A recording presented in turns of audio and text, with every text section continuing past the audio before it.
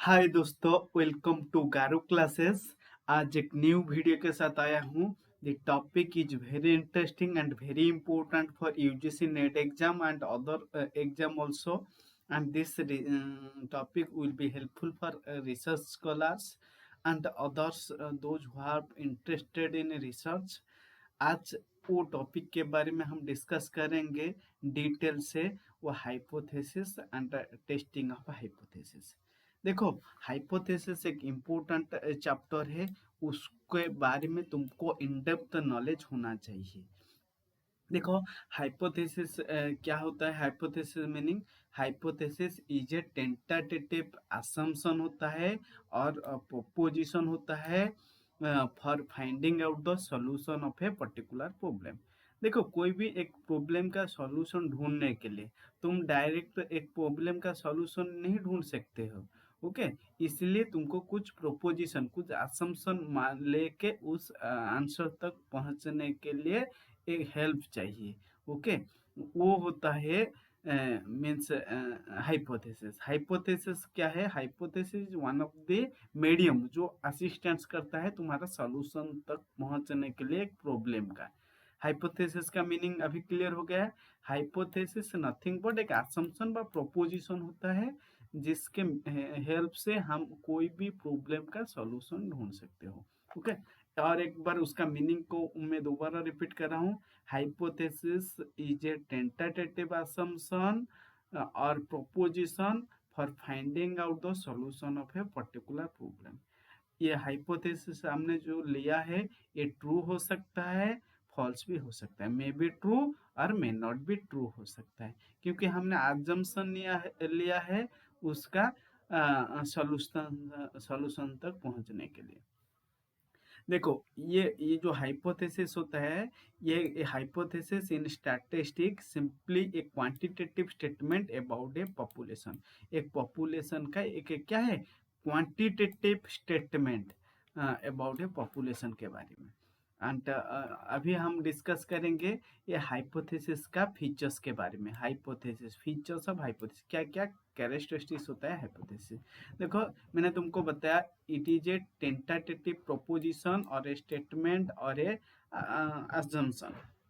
And second features, validity of A hypothesis is unknown. तुमको पता नहीं, उसका रिजल्ट कोई भी आ सकता है। And in most cases formulating A hypothesis specifies the logical relationship between two variables है। ये दो वेरिएबल्स के बीच लॉजिकल रिलेशनशिप यहाँ पे चेक किया जाता है। एंड इट मस्ट बी जनरलाइजेबल, ये जनरलाइजेबल लास्ट किया जाता है। इट शुड बी सिंपल होना चाहिए। अभी क्लियर आ गया कॉन्सेप्ट हाइपोथेसिस का क्या क्या इंपॉर्टेंट फीचर्स है। पहला, ये एक असम्पशन होता है। टेंटेटिव मीन्स असम्पशन होता है and validity of hypothesis unknown होता है। यहाँ पे फॉर्मुलेटिंग हाइपोथेसिस किस लिए किया जाता है? Check the logical relationship between two variables के बीच। ये रिजल्ट जनरलाइजेबल हो सकता है और इट शुड बी सिंपल होना चाहिए। और उसके अलावा और भी अदर मीन्स एडिशनल फीचर्स है, हम उसको एक बार देख लेते हैं।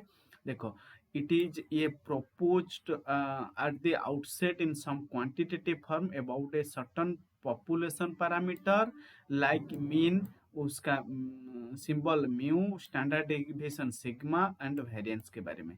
देखो, ये होता है क्वांटिटेटिव फॉर्म में होता है। किसके बारे में ये बोलते हैं? Population parameters.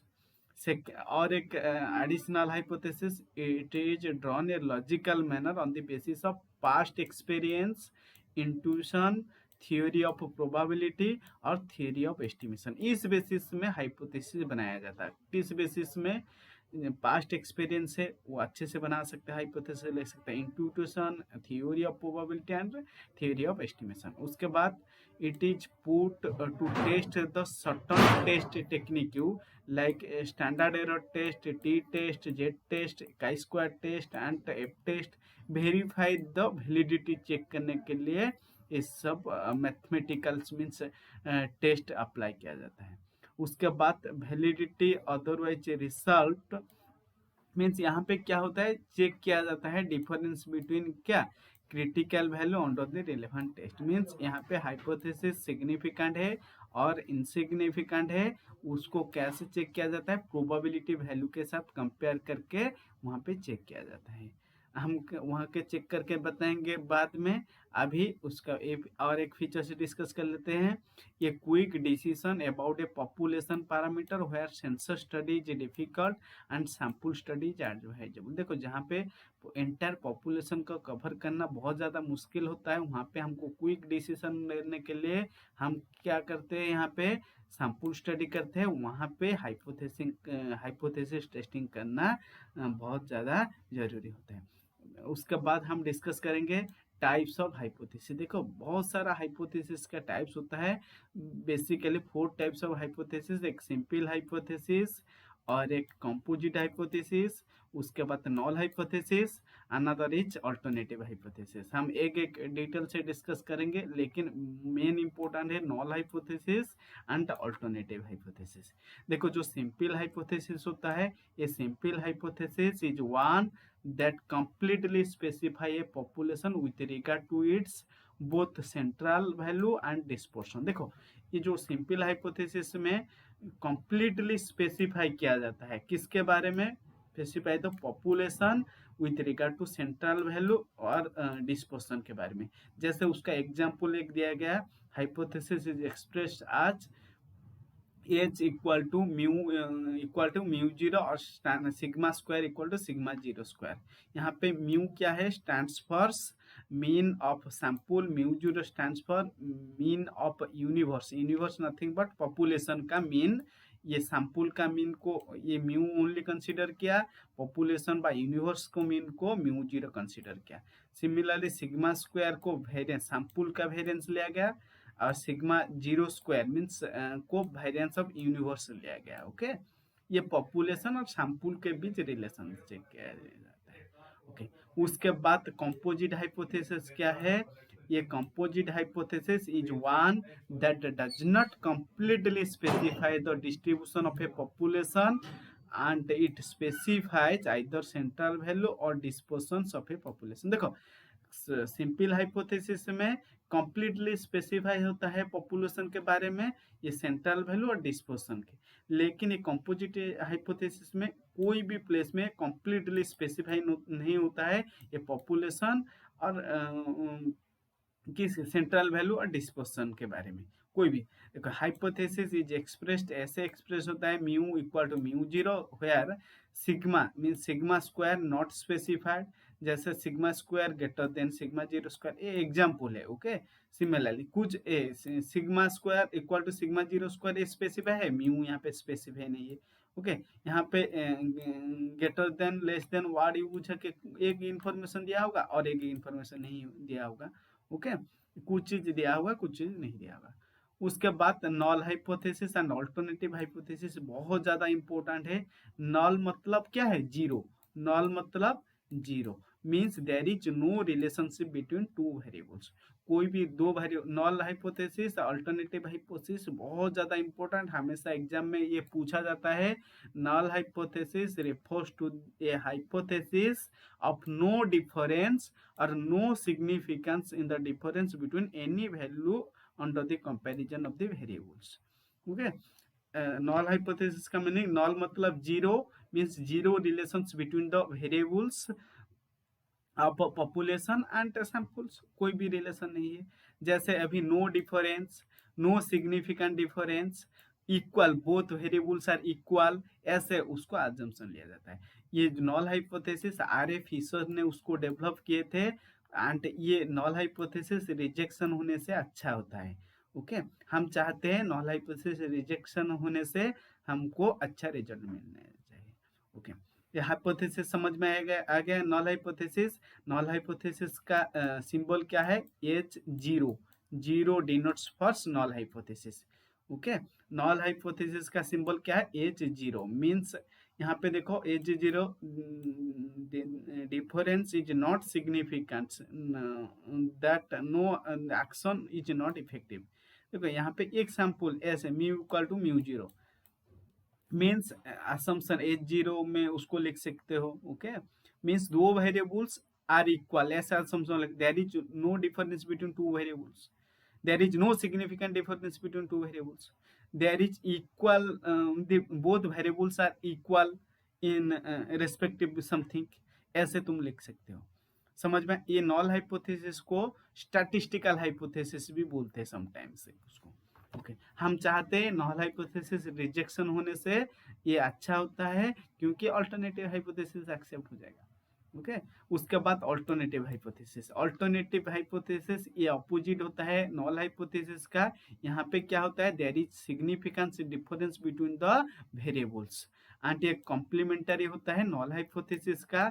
यहाँ पे उसका सिंबल क्या है null hypothesis, sorry alternative hypothesis का, H1, H1 डिनोट्स या अल्टरनेटिव हाइपोथेसिस, उसको हम क्या बोलते हैं, उसको हम रिसर्च हाइपोथेसिस भी बोलते हैं। देखो जैसे greater than what, less than what, ये ऐसे, there is no means greater than, less than, equal to, ये ऐसे वर्ड यूज होता है यहाँ पे। ओके, यहाँ पे हम चाहते हैं अल्टरनेटिव हाइपोथेसिस एक्सेप्ट होना चाहिए, क्योंकि ये अच्छा रिजल्ट देते हैं। ओके, देखो यहाँ पे H1 denote not mu not equal to mu zero, जैसे mu greater than mu zero, mu less than mu zero, ये टोटल अल्टरनेटिव ऐसे होता है, means greater than, less than. Okay, means Ramo is 2 years elder than Samo, ऐसे ऐसे statement लिखा जाता है। मीन्स देयर इज डिफरेंस, दो वेरिएबल्स के बीच कुछ गैप है, हम वो मानते हैं। ओके, एंड उसका सिंबल क्या है, H1 है, एंड उसको रिसर्च हाइपोथेसिस भी बोलते हैं। ये बहुत ज्यादा इंपॉर्टेंट से हमेशा क्वेश्चन में पूछा जाता है। हाँ, और एक इम्पोर्टेंट चीज, type errors in hypothesis testing, हम जो हाइपोथेसिस टेस्टिंग करते हैं वहां पे कुछ एरर होता है। जैसे मैंने तुमको बताया, एक टाइप 1 एरर होता है और एक टाइप 2 एरर होता है, दो टाइप्स ऑफ एरर, उसके बाद भी बहुत सारा एरर आता है, लेकिन बेसिकली मेजर 2 एरर्स होता है, टाइप 1 एरर एंड क्या होता है, टाइप 2 एरर होता है। देखो टाइप 1 एरर, टाइप 2 एरर क्या होता है, हाँ, टाइप 1 एरर, टाइप 2 एरर क्या होता है, टाइप 1 एरर, जो टाइप 1 एरर को हम क्या बोलते हैं, जो नॉल हाइपोथेसिस हमने H0 लिए थे, H0 ये तो ट्रू था, ट्रू था, नॉल हाइपोथेसिस ट्रू था, लेकिन हमने उसको रिजेक्ट कर दिया। ओके, हमने उसको रिजेक्ट कर दिया। H0 मीन्स ट्रू था, राइट था, रिजेक्ट कर दिया, ये क्या है, ये टाइप 1 एरर। टाइप 1 एरर क्या है, नॉल हाइपोथेसिस H0 ट्रू था, राइट था, हमने रिजेक्ट कर दिया, उसको क्या बोलते हैं, type 1 error.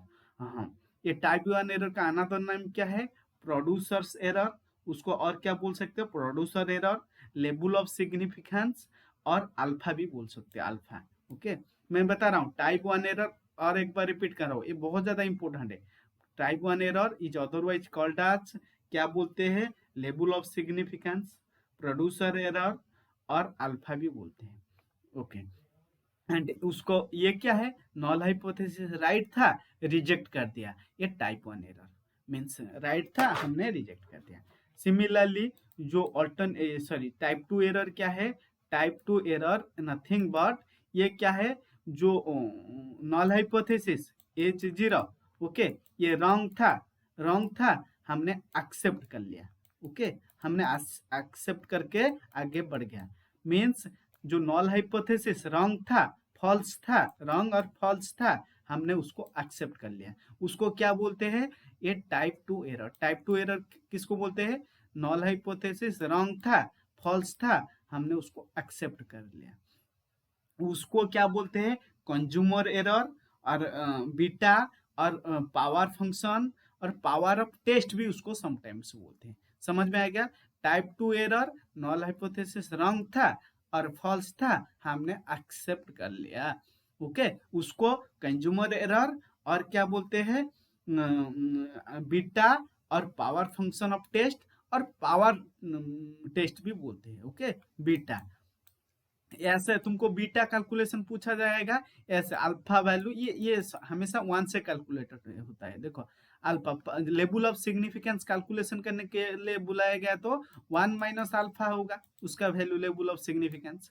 Similarly power of test calculation करने के लिए पूछा जाएगा तो 1 माइनस बीटा वैल्यू होगा। ओके।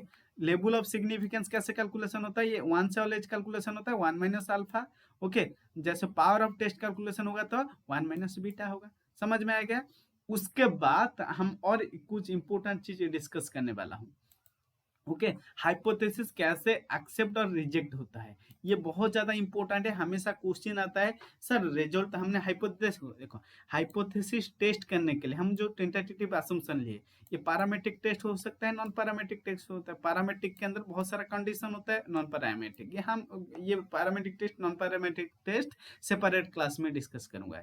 लेकिन हाइपोथेसिस टेस्ट के अंदर जो पैरामेट्रिक टेस्ट के अंदर T test, F test, Z test होता है, ये पैरामेट्रिक टेस्ट के अंदर आता है। जो नॉन पैरामेट्रिक टेस्ट के अंदर क्या आता है, chi square test, Kolmogorov Smirnov test, run test, Mann Whitney U test, median test, ये सब चीज आता है, ये नॉन पैरामेट्रिक टेस्ट। लेकिन ये एक्सेप्ट हो रहा है, ये टेस्ट का रिजल्ट एक्सेप्ट होगा और रिजेक्ट होगा कैसे पता चलेगा, ये हम प्री वैल्यू से साथ कंपेयर करके ये चीज पता चलेगा। ओके, ये कहाँ से पता चलेगा, पी वैल्यू, ये बहुत इंपॉर्टेंट है। देखो यहाँ पे देख लीजिए, देखो suppose P value less than alpha value से पी वैल्यू लेस देन है, नॉल हाइपोथेसिस रिजेक्टेड होगा। मींस यहाँ पे नॉल हाइपोथेसिस रिजेक्टेड मींस हमारा टेस्ट क्या होता है, ये स्टैटिस्टिकल लैंग्वेज में सिग्निफिकेंट उसको बोलते हैं, सिग्निफिकेंट।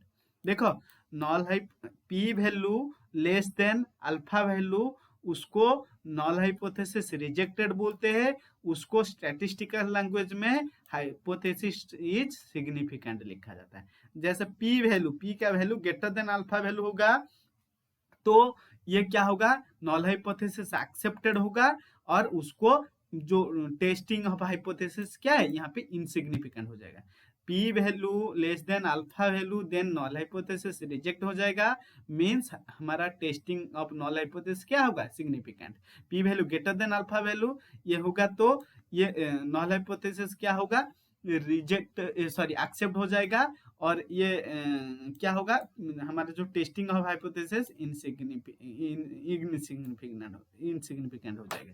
ओके, तुम्हारा माइंड के अंदर ये क्वेश्चन आएगा, अल्फा क्या है, अल्फा तुमको मैंने सिंबल बताया था, अल्फा किसका मींस सिंबल है, ये level of significance, LOV, level of significance. Okay, LOF level of significance, इसका मतलब क्या है, सपोज 1% लेवल ऑफ सिग्निफिकेंस, इसका मतलब क्या है, ये 1% मीन्स 100 माइनस 1 कितना है, 99% कॉन्फिडेंस इंटरवल। मीन्स हमने जो सैंपल कलेक्ट किया है उसको जो हमने टेस्टिंग करने के बाद ये एंटायर पॉपुलेशन को कितना रिप्रेजेंट कर रहा है, 99%। ओके, इसलिए जो 1% लेवल ऑफ सिग्निफिकेंस होता है ये कितना है, 0.01 होता है। सिमिलरली जो 5% level of significance means 5% level of significance means हमने 100 से 5 माइनस कर दिया और कितना है 95%। मीन्स हमने जो डाटा कलेक्ट किया है पॉपुलेशन से, जो सैंपल कलेक्ट किया है पॉपुलेशन से, ये sample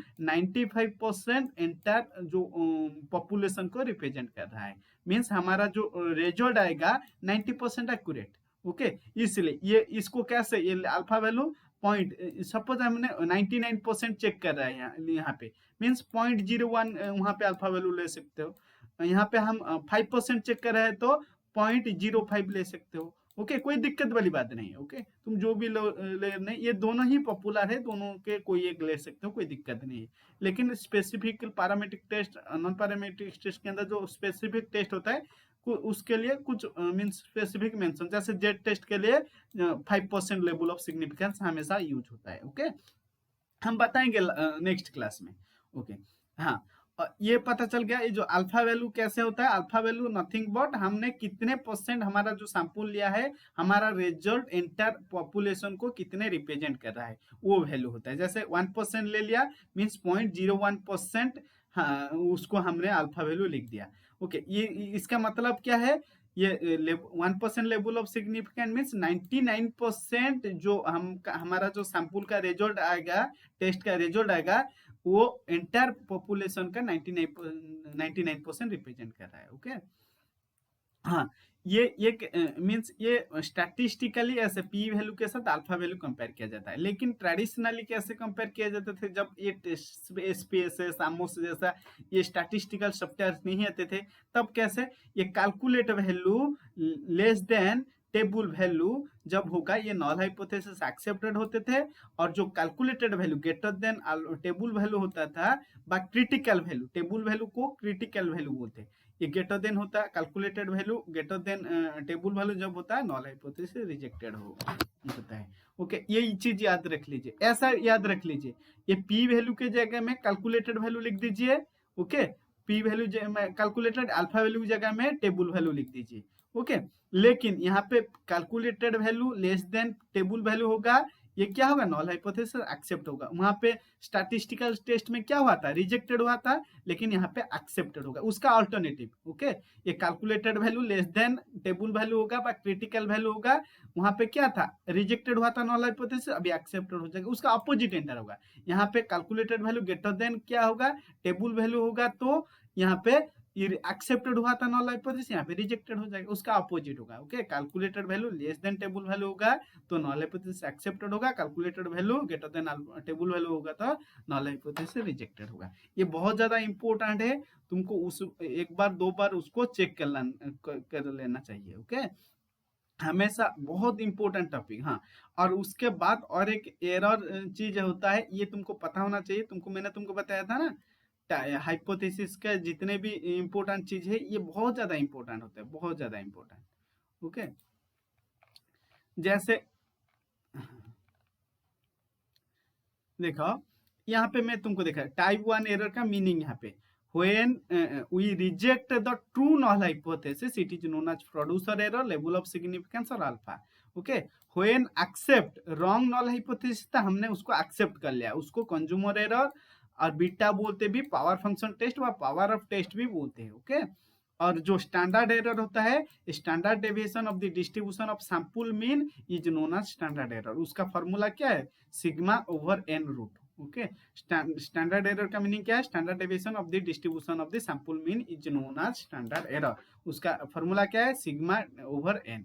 okay, thank you for watching Garu classes, please subscribe Garu classes for regular getting this types of interesting video and जो भी करी है, ओके, कमेंट बॉक्स में लिख दीजिए, हम उसको सॉल्व करने के लिए हमेशा ध्यान रखेंगे।